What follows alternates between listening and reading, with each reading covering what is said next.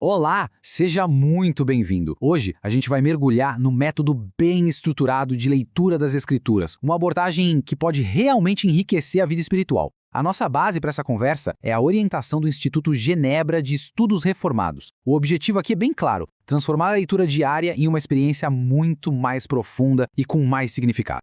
E tudo começa com aquela pergunta que, vamos combinar, muita gente se faz. Como é que eu posso ler a Bíblia de um jeito que realmente vale a pena? Que não seja só passar os olhos pelas palavras, mas que traga um benefício real para a vida. É exatamente isso que a gente vai explorar hoje. E olha, a base de tudo está aqui, nesse conceito fundamental. A ideia é que uma oração eficaz, uma oração de verdade, ela não nasce do nada. Ela vem de um contato anterior com a palavra. É a leitura e principalmente a meditação que preparam o terreno para a gente ter uma comunicação muito mais rica e verdadeira. E aqui entra o primeiro princípio prático desse método, a sequência das coisas. Não é só sobre ler e orar em algum momento do dia. A chave, segundo essa orientação, é a ordem. Primeiro a leitura, para só depois vir a oração. É isso que vai construir o alicerce de toda essa prática. E na prática, como isso funciona? Bem, a disciplina diária começa de um jeito muito simples, muito acessível. Leia um capítulo, só um. Um capítulo da Palavra de Deus antes da sua oração da manhã. Parece pouco, mas é esse passo inicial que estabelece todo o ritmo para o que vem a seguir. Ok, então a gente leu o capítulo. E agora? Bom, agora é que a coisa fica interessante. A gente sai da leitura, digamos, superficial e entra de cabeça na meditação, na reflexão profunda. Como é que a gente extrai o significado real do texto? Para isso, existe uma estrutura, um guia. E esse roteiro é sensacional, porque ele direciona o nosso olhar. Não é uma leitura aleatória, sabe? A ideia é buscar as coisas em ordem. Primeiro, quais são os conselhos práticos para a vida, para a santidade? Depois, quais são as advertências, os alertas contra o erro? Em seguida, a gente procura as promessas, as bênçãos. Também observa os exemplos de livramento. E por fim, o passo que amarra tudo. Como eu aplico tudo isso na minha vida, no meu coração, é um guia completo. Esse último passo, o de aplicar a palavra à nossa própria vida, é o que realmente muda o jogo. É o que transforma a informação que a gente leu em transformação de verdade. E para isso, é preciso uma virada de chave na nossa mentalidade.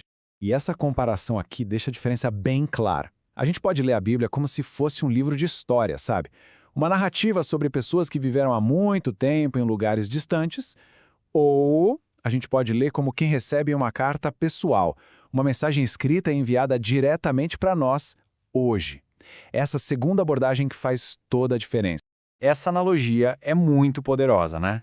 Pensa só, como você leria uma carta que acabou de chegar, enviada diretamente do céu para você? Com que atenção, com que expectativa, com que reverência você leria cada palavra?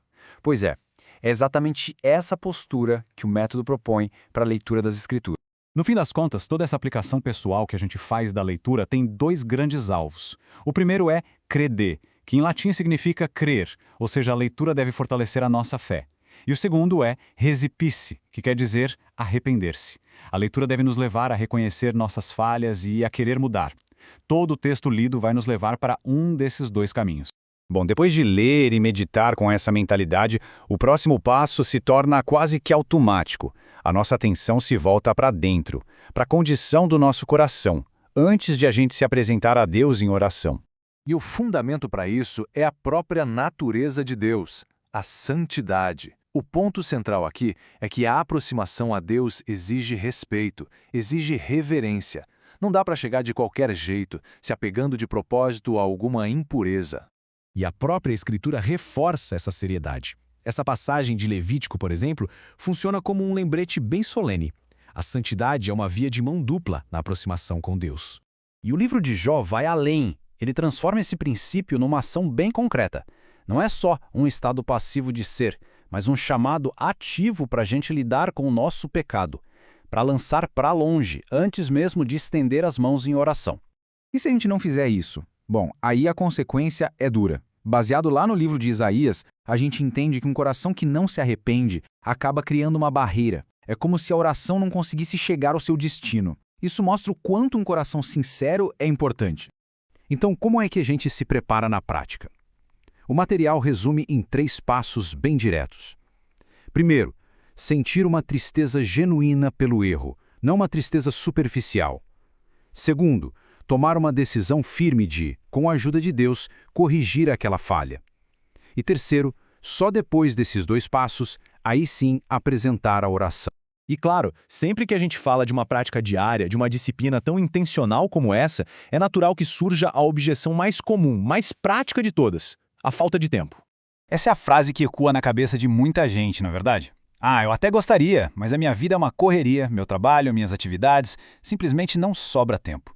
A fonte que a gente está analisando encara essa questão de frente, não como um problema de agenda, mas como uma questão de perspectiva. E a resposta que eles propõem é um verdadeiro choque de perspectiva. Olha só esse contraste. De um lado, você tem as atividades dessa vida. São importantes, com certeza, mas são para uma vida que é curta, passageira. Do outro lado, estão as questões da alma, da eternidade. A reflexão que fica é: onde a gente está investindo o nosso bem mais valioso, que é o tempo?